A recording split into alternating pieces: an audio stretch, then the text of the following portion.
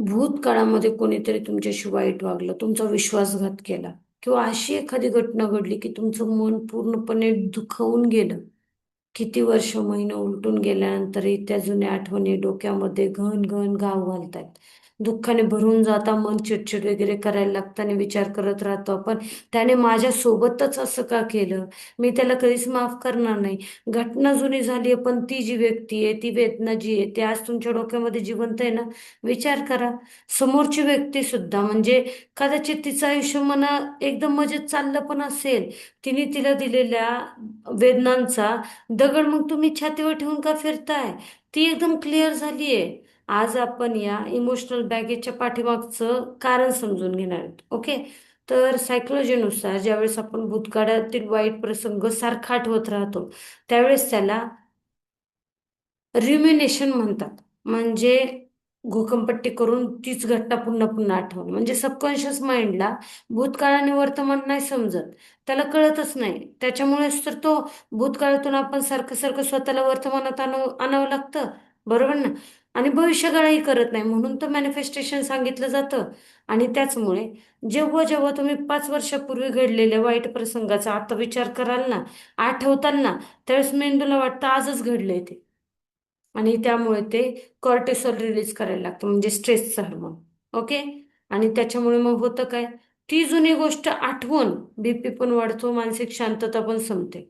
आणि जे रोजच्या आजचे टार्गेट आहेत, आजच्या चांगल्या गोष्टींवरती काम करायचे, हे तर कधीच होत नाही.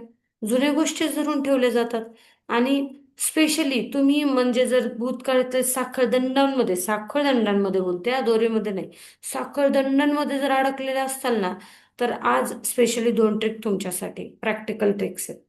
एक म्हणजे दुसऱ्याला काहीतरी म्हणजे माफी करणं म्हणजे स्वतःची मुक्ती करणं आहे. तुम्ही समोरच्या माणसाला माफ करणं म्हणजे त्याने जे केलं होतं ते योग्य नाही. म्हणजे त्याला रिलीज करायचे म्हणून माफी नाही. हे माफी करणं म्हणजे, क्षमा करणं म्हणजे, त्या चुकीची शिक्षा मी स्वतःला देणार नाही. मी आता त्या वेदनेचं, त्या टेन्शनचं, त्या स्ट्रेसचं, त्या प्रॉब्लेमचं ओझं माझ्या मनावरती वाहणार नाही. असा स्वतःला दिलेला शब्द. बरोबर आहे. आता तुम्ही ज्यावेळेस समोरच्याला माफ करता, त्यावेळेस तुम्ही त्याला नाही, तुम्ही स्वतःला त्या सिच्युएशन मधून बाहेर काढता. मनामध्ये कधी विचार, मी माफ केले राव त्याला, काही का केलेलं असं ना त्याने, माफ केले त्याला. म्हणजे तुमच्या डोक्यामध्ये परत विचार येणार नाही. आणि दुसरं, द बर्निंग लेटर टेक्निक. जब वी मेट मधली गीत. एखादा कागद घ्या, त्याच्यावरती भूतकाळातील घटनेबद्दल, त्या व्यक्तीबद्दल जेवढा काही राग होता, दुःख होतं, चिडचिड होतं, सगळं काही लिहून काढा. काहीच लपवू नका. बिंदास तुम्ही लिहिताय, फक्त दुसऱ्याला नाही द्यायचंय. आणि तो कागद घेऊन बिंदा जाळून टाका.